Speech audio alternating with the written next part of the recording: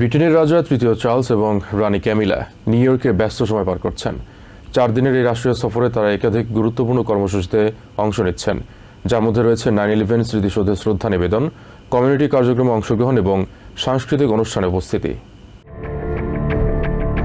বুধবার নিউ ইয়র্কে পৌঁছে রাজা তৃতীয় চার্লস ও রানী প্রথমেই যান 9/11 স্মৃতিসৌধে। সেখানে তারা ফুল দিয়ে শ্রদ্ধা জানান 2001 সালের সন্ত্রাসী হামলায় নিহত প্রায় 2800 মানুষের স্মৃতির প্রতি। রাজকীয় এই দম্পতি সেখানে কিছু সময় নীরবে দাঁড়িয়ে শ্রদ্ধা জানান এবং নিহতদের পরিবারের সদস্যদের সঙ্গে সাক্ষাৎ করেন। তাদের দেওয়া একটি হাতে লেখা বার্তায় উল্লেখ করা হয়, এই ভয়াবহ ঘটনায় নিহতদের স্মৃতির প্রতি সম্মান এবং আমেরিকান জনগণের সঙ্গে সংহতি প্রকাশ করা হচ্ছে। এই সফরে তাদের সঙ্গে ছিলেন নিউ ইয়র্কের সাবেক mayor Michael Bloomberg. Yes, yeah, we were very fortunate. We got to meet both the kings, and they were very nice. They were asking about, they asked about our father. They asked about. স্মৃতিসৌধে রাজা ও রানীর সঙ্গে দেখা করেন নিহত এক fire ফাইটারের 2 ছেলে, James ও Patrick ডাউডেল। তাদের বাবা ওই হামলার সময় উদ্ধার কাজে অংশ নিয়ে প্রাণ হারান। তখন তারা ছিলেন কিশোর, 17 ও 18 বছর বয়সী। পরে জেমস তার বাবার পথ অনুসরণ করে নিজেও ফায়ার ফাইটার হন। রাজা ও রানী তাদের সঙ্গে কথা বলেন এবং ব্যক্তিগতভাবে সমবেদনা জানান।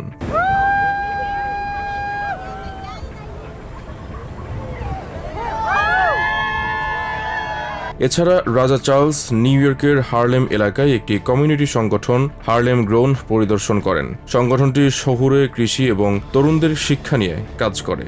I'm here in support not only for the king but also the great people of London. এই সফরে স্থানীয় বাসিন্দাদের মধ্যে মিশ্র প্রতিক্রিয়া দেখা গেছে। কেউ উচ্ছ্বাস প্রকাশ করেছেন, আবার কেউ সমালোচনা করেছেন। কেউ কেউ মনে করেন রাজকীয় সফর জনসাধারণের আগ্রহ বাড়ালেও এর বাস্তব উপকারিতা সীমিত। I'm calling on King Charles to look at the word that was voted in by the United Nations. একজন স্থানীয় অ্যাক্টিভিস্ট এই সুযোগে রাজাকে দাসপ্রথার ক্ষতিপূরণ সংক্রান্ত উদ্যোগে সহায়তার আহ্বানও জানান। অন্যদিকে রানী ক্যামিলা নিউ ইয়র্ক পাবলিক লাইব্রেরিতে একটি বিশেষ অনুষ্ঠানে অংশ নেন। সেখানে তিনি শিশুদের সামনে উইনি দ্য পুহ বই থেকে পাঠ করেন।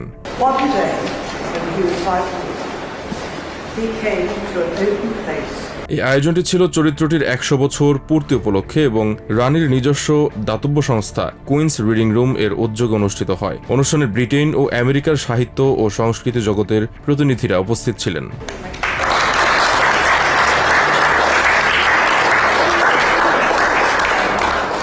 রানীর সঙ্গে ছিলেন অভিনেত্রী সারা জেসিকা পার্কার। পরে তিনি পারিবারিক সহিংসতা প্রতিরোধে কাজ করা সংগঠনগুলোর প্রতিনিধিদের সঙ্গেও সাক্ষাৎ করেন। Shoaib Akhtar, TVN 24 news desk. New York থেকে সম্প্রচারিত TVN 24 টেলিভিশন বিশ্বজুড়ে বাঙালির কণ্ঠস্বর।